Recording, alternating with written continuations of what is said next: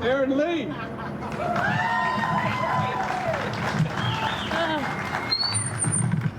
Well, thank you. I am not a dad, but I do have a story that's a different element of this whole situation. So almost 5 years ago now, my 12-year-old daughter was lured into a secret gender and sexuality club, convinced she was a boy that was been born in the wrong body, and taught to lie to us about it, taught not to tell her parents because we would not support her. And when she did tell us what happened, we pulled her out of the school, and within 48 hours, Child Protective Services, a mandated reporter, was at our home to check on the welfare of our child because we refused to transition her into a boy.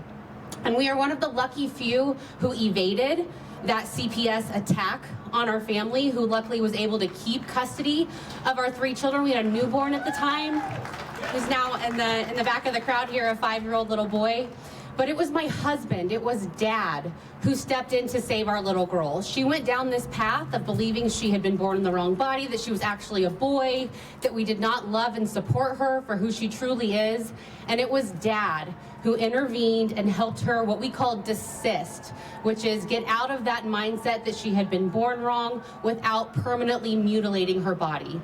And I shudder to think what could have happened to our entire family, our younger boys, if she had been removed from our home because we were being good, loving parents and refusing to lie to her. But when we went public, we became a beacon for other families in this state who have had very similar things happen. What happened to us in that classroom was not an isolated incident. In fact, it has almost become the norm in our public schools. So I just want to share a few stories of parents who have come to me for help after we went public, who are still currently fighting for custody of their kids here in the state of Colorado.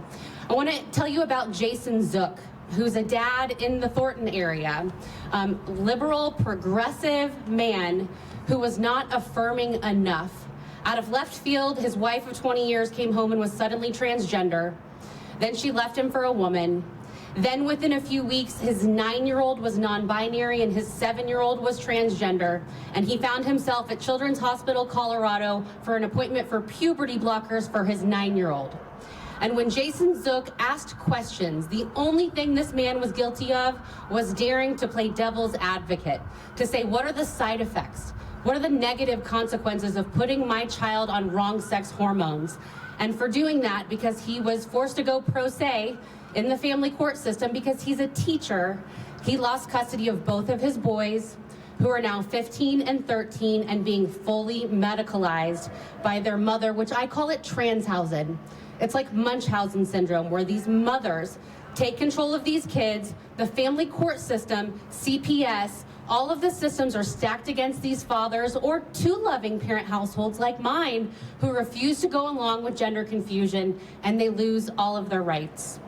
There's another family right now in Rifle, Colorado, 2-parent loving household, where their 16-year-old daughter was groomed by her teacher at school, suddenly proclaimed trans identity, ran away to her abusers, to the teacher from the public school district. This is in Rifle, Colorado, a very red conservative area.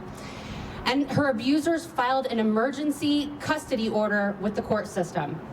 It was one court hearing, a woke activist judge with a trans-identified child awarded emergency custody to the child's groomers.